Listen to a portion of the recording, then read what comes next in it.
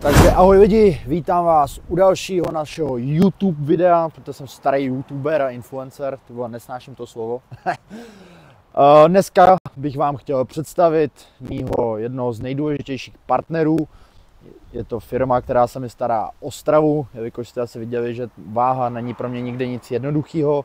Hubnu 15, někdy 19-20 kg. Takže na té stravě hodně záleží. Je to firma Nemel z hladu, kterou vám za chvilku představím, plus jejich šéfovou. Šéf se bohužel dneska nedostaví, to vám představím někdy jindy. Ale trošku vám to ukážem. A bacha, jede auto, ať tě nesundá.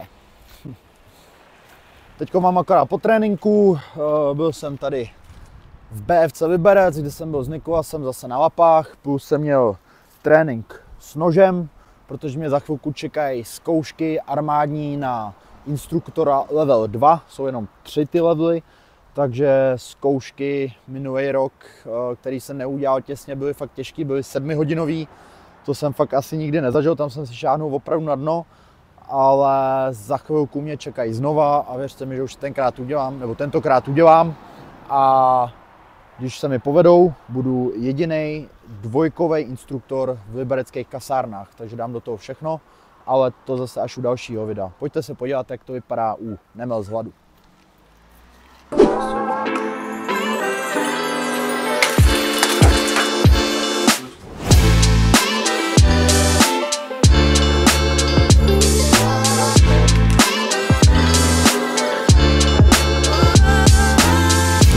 Takže ahoj, právě se nacházíme v kuchyni naší společnosti Nemel z hladu, ne naší jako moje, ale tady Lucky a Romana Macháčka, který mě zásobují každý den kvalitním dobrým jídlem, protože jak víte, sportovec a ještě v mým podání potřebuje zdravý, dobrý jídlo, aby mohl fungovat. Je to základ víceméně všeho, tak jsem vám chtěl tímhletím videem i představit vlastně, jak spolupracujeme. A chtěl bych vám představit Lucku. Ahoj. Ahoj. Čau. Která, jak jsem říkal, je jedna ze zakladatelů firmy Nemel z hladu. A můžeš nám něco říct o téhle firmě? Jsme tady už 4 roky. Jsme tady, ty jsi s náma úplně od začátku, si myslím. Potraviny vybíráme samozřejmě sami. Maso si vybíráme od dodavatelů. Českých hlavně dodavatelů, protože chceme být lokální. A nechceme se tady šířit po celé České republice, ale chceme být opravdu lokální tady kolem toho Liberce. Abych ještě představil vlastně firmu, protože já to mám vyloženě specifický s mojí přípravou a stravou. Určitě jste viděli xkrát, když jsem dělal váhu, je to prostě pro mě hrozný, hubnout 15-20 kg, ale díky nim se mi to tady daří. A vy takhle vlastně můžete tu stravu udělat specifickou pro každého z vás, říkám to dobře? Dokážeme přizpůsobit i různé nechutě, alergie. Dokonce jsme zjistili, že umíme i bez laktózy, bez lepku. Takže naší výhodou je to, že máme 9 týdnů, kdy se nám ty jídla prakticky neopakují. To znamená, že ty lidi nemusí mít strach, že budou jíst do kolečka pořád to stejný. Jasně. Snažíme se opravdu, aby to bylo pestrý a na tom právě závisí i to, že si jezdíme sami pro zeleninu a ty potraviny si nakupujeme prostě sami. Já jsem právě s klukama třeba z kasáren řešil tady tu otázku, jestli je vůbec jakoby možnost furt vymýšlet nový jídla, ale myslím si, že 9týdenní rozpětí si myslím, že za mě je určitě dobrý, já si na to nestěžuju, takže za mě paráda. Super. Ale myslím si, že u vás největší benefit, samozřejmě i pro mě, je každý den čerstvý jídlo a vlastně dovoz přímo až domů. Jak to zvládáte, to je mazec? No zvládáme, musíme. Kam až jezdíte třeba? Turnov, Hodkovice, Jablonec. Teď tam máme dokonce Lučany, Hrádek. Až jo. Hrádek, Chrastava, Liberec samozřejmě. Takže v okolí Liberce třeba do 30 kg. Jo. Paráda. Nechceme úplně se pouštět dál, protože zase z logistických a kapacitních důvodů, ale... Chápu. Rodinná firma? Ano. Přesně tak, vždycky jsme chtěli dávat důraz na kvalitu před kvantitou. A vždycky to tak bylo a dbáme na to pořád. Prostě. Jo. Já jsem opravdu rád, že takhle spolupracujeme, protože já ze svých třeba časových harmonogramů a důvodů bych nebyl schopný si prostě vařit doma. Takže jídlo je pro mě alfa omega, takže děkuju Nemel z hladu za tu spolupráci. A my děkujeme tobě.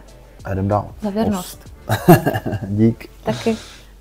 Tak jo, právě jsme přijeli od Nemel z Vadu a nacházíme se v Iron Fit Liberec, kde máme vlastně spolupráci s mým týmem HS Team a sem si chodím vlastně občas zacvičit, protože se mi to tady líbí.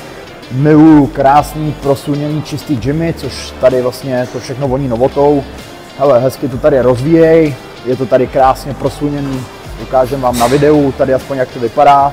A zde si chodím tahat činky, jelikož máme dneska pátek, tak je můj takový volnější den, kdy je vlastně odpolední trénink na mě, tak si jdem trošku potahat činky.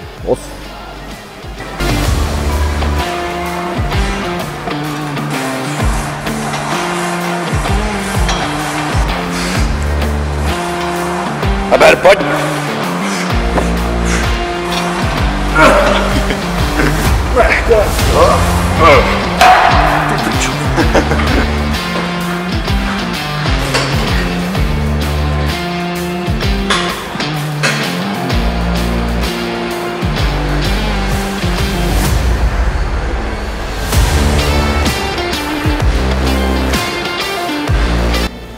No, už jsme zpátky v tréninku, ruka se hojí dobře, už začínám bouchat, takže zase v plné přípravě a teď začínáme zase silovou částí.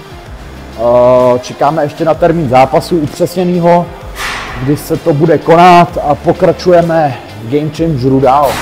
Čeká nás soupeř Hulme, doufám, že to říkám dobře, omlouvám se, jestli ne, Hulme, jo, nebo ne? Tak Hulme to není Hulme, který za mě a za moje trenéry je zase o něco odskočenější level ve zkušenostech, než byl Pirát, ale jsme válečníci a budeme se prát s kýmkoliv. Takže na zápas se moc těším, připravujeme se, děláme maximum a ukážeme opět, co je v nás. Tak jo, jsme u konce dnešního videa. Dneska jsem rád, že jsem vám mohl představit mýho jednoho z nejdůležitějších partnerů. Ukázal jsem vám páteční trénink, který mám fakt rád, protože u tahání činek si odpočinu, i když je to divný, ale vypnu tady hlavu a v dalším videu bude pro mě,